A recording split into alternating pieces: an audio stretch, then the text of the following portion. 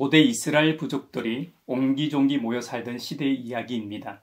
지구상의 몇몇 지역에서 대제국이나 중앙집권적인 국가적 형태가 나타나던 시기였습니다. 대제국이 발흥하던 지역에서는 속국이긴 해도 다른 곳보다는 더 이른 시기에 크고 작은 국가적 형태의 나라들이 생겨나기 시작했습니다. 고대 이스라엘도 주위에 세계에서 첫 번째와 두 번째로 발흥한 대제국이 있었습니다. 나일강을 중심으로 한 이집트 문명과 유프라테스 강과 티그리스 강을 중심으로 메소포타미아 문명이 이미 대제국을 이루고 있었죠. 양대 이 두 제국 사이에 아람, 암몬, 모압, 에돔, 미디안 같은 나라들이 존재하고 있었습니다. 출애굽 후 가나안 땅에 정착한 고대 이스라엘 부족 국가들, 즉 야곱의 12아들에서 시작한 12부족 연합체는 신적 통치를 거부하고 주위 열강들처럼 강력한 인간 왕을 요구하게 됩니다. 그 첫 번째 왕이 보통의 사람보다 이 머리 하나가 더 큰 사울이었습니다. 사울을 이어 그의 사위였던 다윗이 제2대 왕으로 등극하게 됩니다. 다윗 치세 아래 고대 이스라엘은 부흥기를 맞이하고 주위의 나라들로부터 조공을 받으며 태평성대를 누리게 됩니다. 한 번은 다윗이 요단강 동쪽에 위치한 암몬과 전쟁을 하고 있었습니다. 다윗 때 이미 고대 이스라엘을 둘러싸고 있는 이 나라들로부터 조공을 받던 위치에 있었습니다. 조공을 바치던 암몬 왕 나하스가 죽고 그의 아들 하눈이 뒤를 이어 암몬의 왕이 되었습니다. 다윗은 상국으로서 신하국인 암몬의 나하스의 죽음을 애도하기 위해 조문단을 꾸려 파송합니다. 그런데 암몬의 관리들이 이제 막 왕으로 등극한 하눈에게 조언합니다. 이스라엘의 왕 다윗이 조문단을 왕께 보낸 것이 왕의 아버지를 진정으로 공경함인 줄로 여기십니까?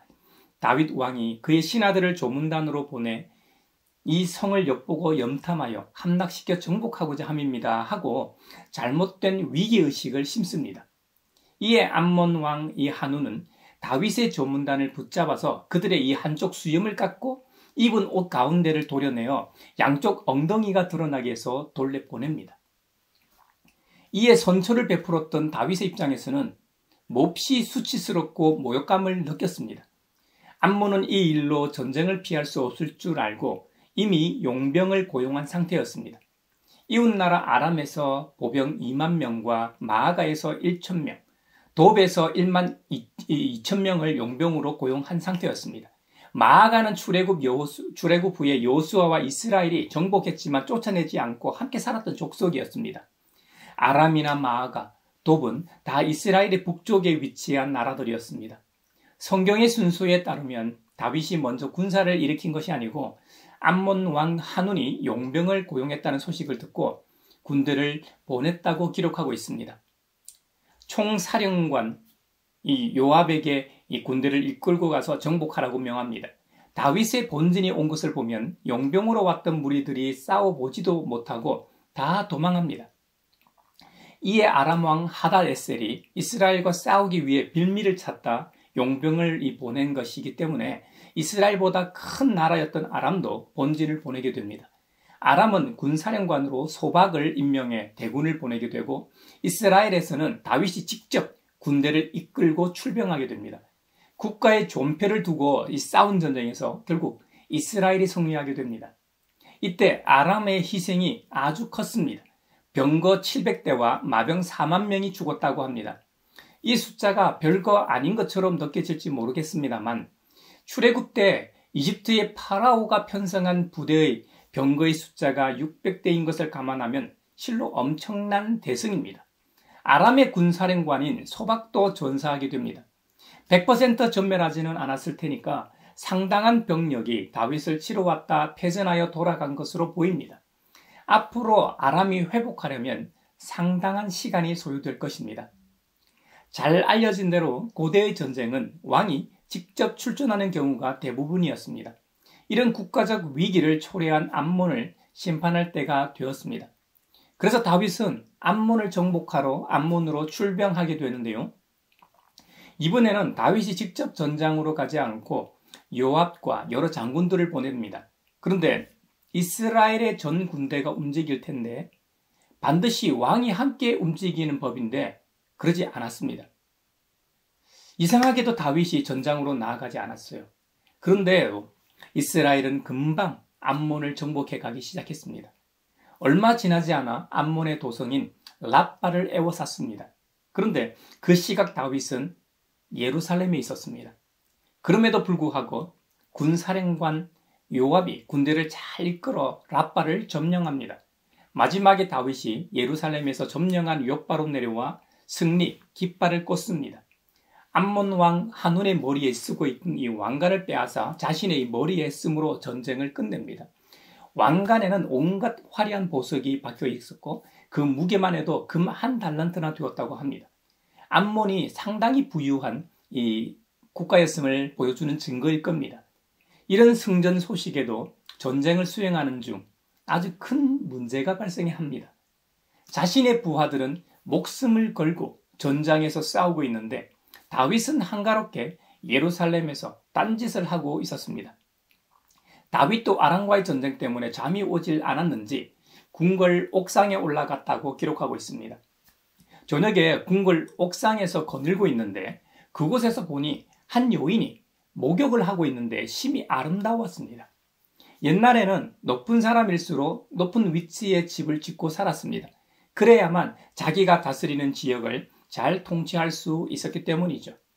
한 나라의 왕이었으니 높이가 같은 집터라고 해도 궁궐이니까 단층이나 복층으로 된 집들보다는 층수나 높이가 상당히 높았을 겁니다.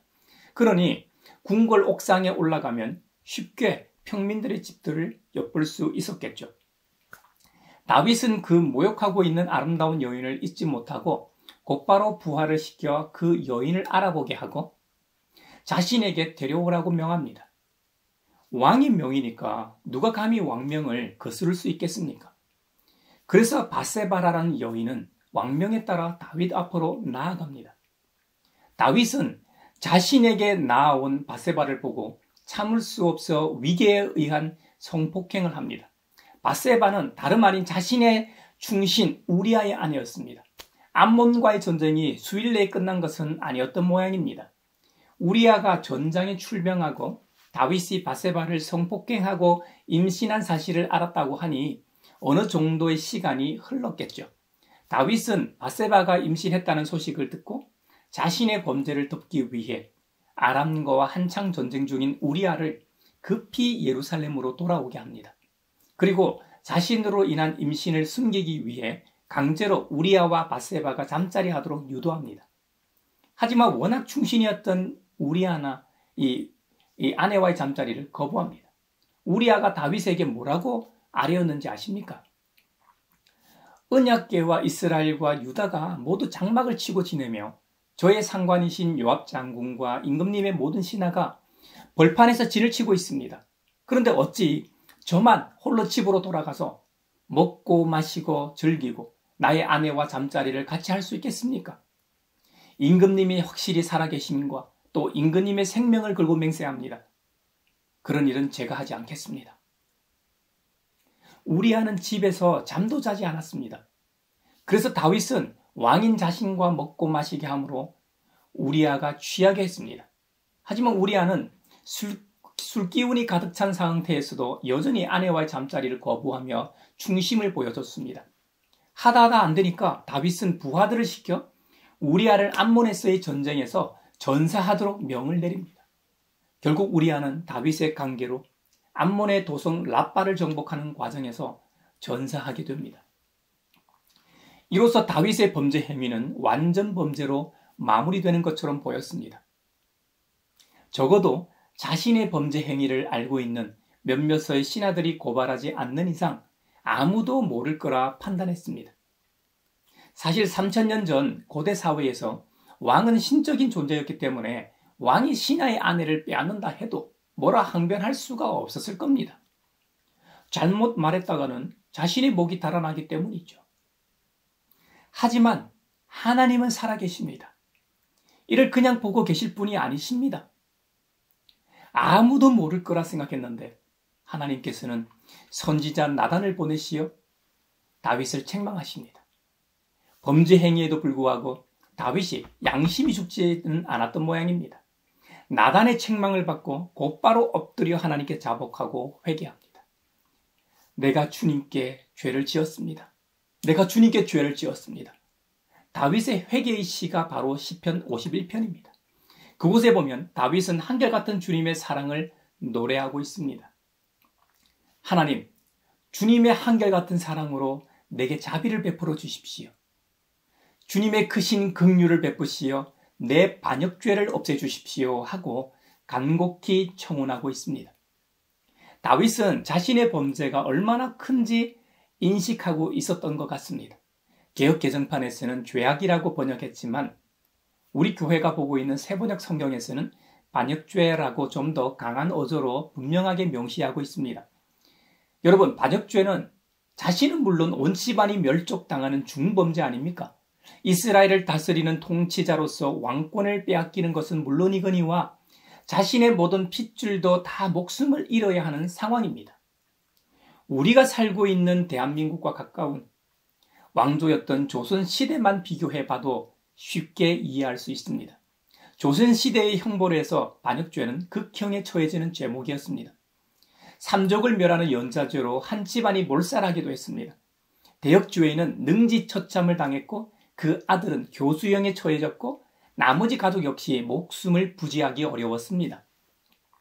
사극에서 왕이 사약을 하사히 죽는 모습이 등장하는데 이것은 보통 아주 높은 이 왕족이 죄를 범했을 때 사용했던 방식입니다.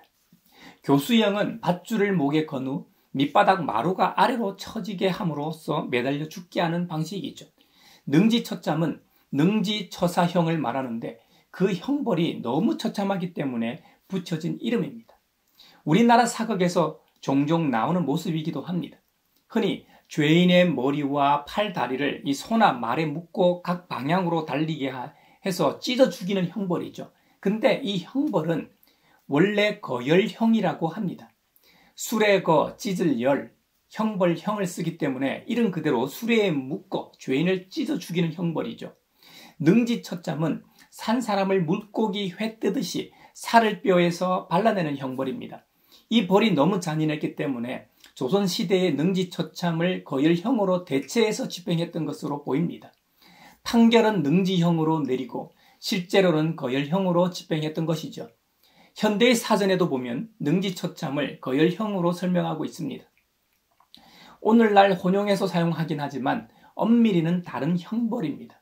이런 처벌은 동서양에 다 존재했었다는 기록이 남아 있습니다. 그만큼 반역죄를 최고의 형벌로 다루었다는 의미입니다. 이런 죄를 다윗 자신이 저질렀다는 것을 인식하고 있다는 표현입니다. 다윗이 자신의 범죄가 얼마나 중요한가를 인식하고 있었다는 것이 첫 번째로 중요합니다. 다음으로는 죄를 용서하시는 하나님의 사랑이 한결같다는 것을 인식하는 것이 중요합니다. 죄를 사하는 분이 그때그때 기분에 따라 용서할 수도 용서하지 않을 수도 있다면 확신이 들지 않을 겁니다. 성경은 모든 사람이 다윗처럼 죄를 범하였다고 선언합니다. 모든 사람이 죄를 범하였습니다. 그래서 사람은 하나님의 영광이 못 미치는 처지에 놓여 있습니다. 그리고 또 말합니다. 의인은 없다. 한 사람도 없다고 선언합니다. 여러분, 다윗처럼 위계나 위력에 의한 성폭행과 살인교사뿐만 아니라 그 외에도 우리가 살아가면서 짓는 모든 범죄 행위가 엄하고 중하지만 가장 중한 죄는 우리를 만드신 창조주 하나님에 대한 불순종과 불신입니다. 그분을 믿지 않는 불신앙이 가장 큰 범죄입니다. 이것이야말로 반역 중에 가장 큰 반역죄입니다. 피조물이 창조주를 거부하는 것이야말로 죽어 마땅한 중대한 범죄입니다. 그래서 짧은 인생으로 그 형벌이 끝나지 않고 영원한 형벌에 처해진다고 성경은 말합니다. 데살로니가 후서 1장에는 하나님을 모르는 자들과 우리 주 예수님의 복음에 복종하지 않는 자들에게 형벌을 내리시는데 그 형벌이 하나님의 영광을 떠나 영원한 이 멸망의 형벌을 받게 된다고 증언하고 있습니다. 여러분, 창조주 하나님께서 우리를 용서하시겠다고 해도 용서받아야 할 대상이 그 필요를 느끼지 못한다면 어떻습니까? 용서할 기회를 줘도 자신의 잘못을 인정하지 않는다면 어떻게 용서해 줄 수 있겠습니까? 용서해 준들 무슨 의미가 있겠습니까? 용서받을 사람이 용서를 구하지 않는데 말입니다. 우리의 구원도 같은 방식입니다. 자비로우신 하나님께서는 우리가 생명의 말씀을 통해, 바로 이 성경을 통해 구원의 섭리를 깨닫길 원하십니다. 말씀을 접하기 전에는 우리가 죄인임을 인식하지 못합니다. 자신의 죄를 인식하지 못하니까 회개의 필요성도, 구원의 필요성도 모르고 인정하지 않는 것이죠. 하나님께서는 우리의 인식과 상관없이 구원의 문을 활짝 열어놓기로 작정하셨습니다. 예레미야 31장에 보면 하나님께서는 범죄한 이스라엘과 새 언약을 세우십니다. 이스라엘에게 있어 언약이라는 개념은 모세의 율법입니다. 그 이전에는 아브라함으로부터 시작하지만 출애굽할 때 시내산 언약을 통해 창조주께서는 그들의 하나님이 되시고 그들은 하나님의 백성이 되는 언약을 맺으십니다. 언약 백성에게 주어진 것이 바로 율법이었습니다.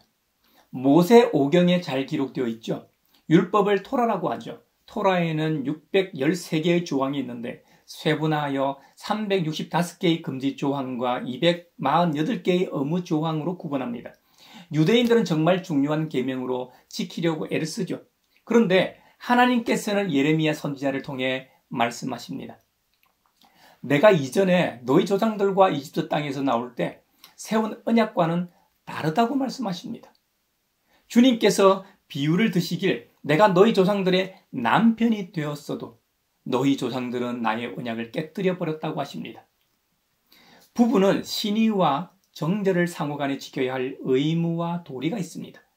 하지만 어느 한쪽이 잘못을 하든 둘이 마음이 안 맞든 간에 관계가 뒤틀어지고 깨져 이혼하게 되면 남남이 됩니다. 이와 같이 이스라엘이 그랬다는 것이죠. 그것이 하나님과 언약을 맺은 이스라엘이 일방적으로 그 관계를 깼습니다. 하나님과의 약속을 헌신짝처럼 버렸습니다.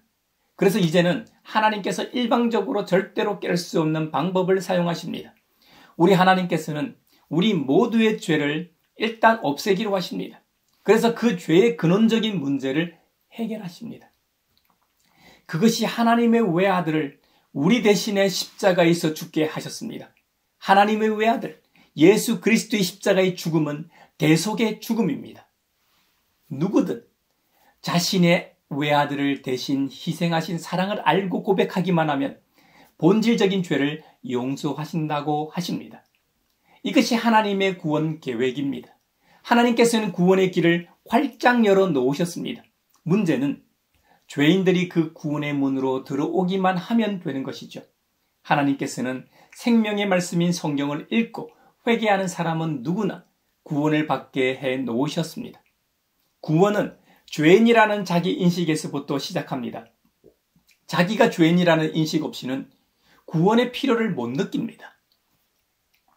죄인이라는 사실은 성경에 써 있고 성경에 써 있는 이 내용은 성령의 조명을 통해 믿어지기 시작합니다. 성경을 읽는 사람이라고 해서 모두가 죄인임을 깨닫고 구원받느냐? 그것도 아닙니다. 반드시 하나님의 거룩한 영이신 성령님의 감동의 역사를 통해 깨닫습니다. 히브리서 4장 12절에 보면 하나님의 말씀은 살아있고 힘이 있어서 어떤 양날 칼보다도 더 날카롭습니다.